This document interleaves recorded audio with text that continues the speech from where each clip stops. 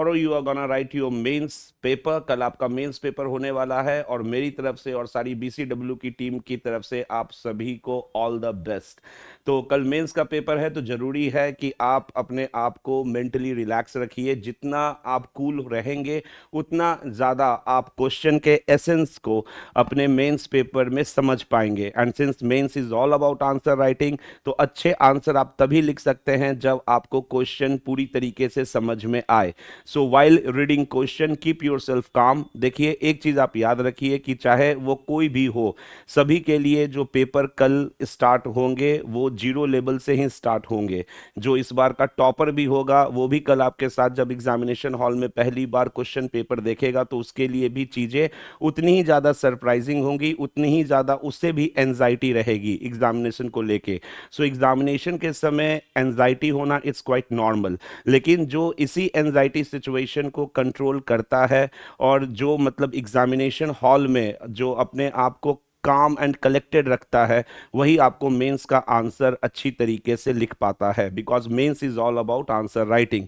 किसी चीज के विषय में 5 फैक्ट्स बोलना और उस टॉपिक से रिलेटेड 5 लाइनें लिख देना, दोनों दो चीजें होती हैं। सो अगर आप अपने आप को कूल एंड काम रखेंगे तो आपको क्वेश्चन का एसेंस भी बेहतर तरीके से समझ में आएगा कि क्वेश्चन का डिमांड क्या है। और एक बार आपको क्वेश्चन का डिमांड, क्वेश्चन का एसेंस समझ में आ गया, तो आपको मेंस के आंसर लिखने में काफी ज्यादा सुविधा होगी।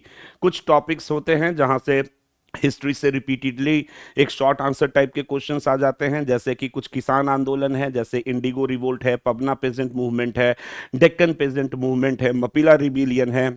ये सब कुछ किसान आंदोलन है जहां से आपसे शॉर्ट आंसर टाइप क्वेश्चन पूछे जा सकते हैं। अपार्ट फ्रॉम दैट, इंडिविजुअल सत्याग्रह या फिर आपका रोल ऑफ एक्सट्रीमिस्ट, ये सब कुछ टॉपिक्स हैं जहां से आपके शॉर्ट आंसर टाइप क्वेश्चन बनेंगे। एंड आई होप कि आपने ये टॉपिक्स को कवर किया भी होगा, और नहीं भी किया होगा तो घबराने की बात नहीं है।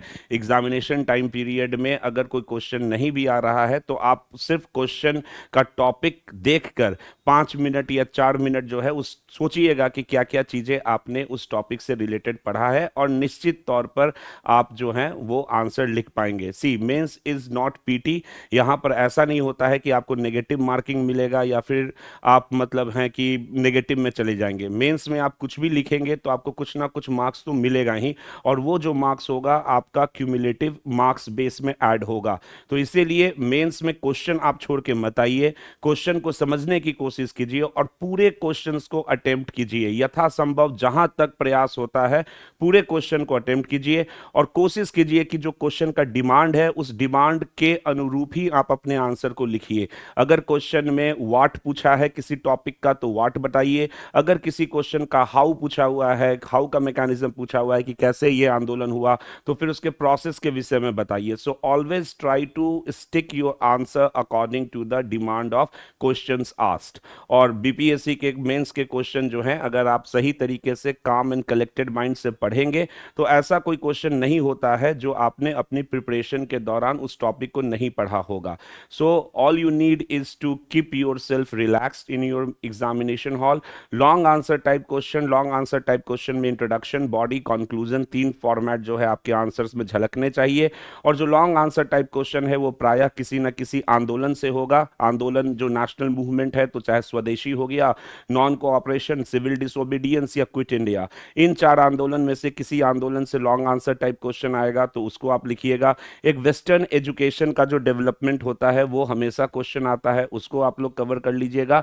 और उसके बाद जो आर्ट एंड आर्किटेक्चर का क्षेत्र है, जिसमें पटना कलाम पेंटिंग या फिर आपको मधुबनी पेंटिंग्स हो गया या फिर पाला आर्ट हो गया, इसको भी एक बार देख लीजिएगा। फिलॉसफिकल पार्ट, फिलॉसफी में टैगोर, गांधी और नेहरू, ये तीनों इंपॉर्टेंट है। लेकिन इन सभी के अलावा, इन तीनों के अलावा एक दो स्कॉलर्स जो हैं जैसे कि जयप्रकाश नारायण हो गए, इनके विषय में भी थोड़ा सा आप पढ़ लेंगे। ठीक है, तो अगर आपके पास एक मॉडरेट कंटेंट भी है तो भी आप मेंस में अच्छा कर सकते हैं, बशर्ते आप कूल एंड काम रहे, ज़्यादा से ज़्यादा फ्लो चार्ट जो है वो अपने आंसर में ऐड करने की कोशिश कीजिए, और कोशिश कीजिए कि हर एक क्वेश्चन में आप अपने कॉम्पिटिटर से 1 या 2 मार्क्स का एज जो है वो आप सिक्योर कर रहे हैं। तो ये अपने कॉम्पिटिटर से 1 से 2 मार्क्स का एज हर एक क्वेश्चन में आप सिक्योर कर पाएंगे अगर आप फ्लो चार्ट सही तरीके से बनाए होंगे और अगर आपके आंसर का प्रेजेंटेशन अच्छा होगा। सो ऑल द बेस्ट, अच्छे से एग्जाम दीजिए and succeed in mains paper with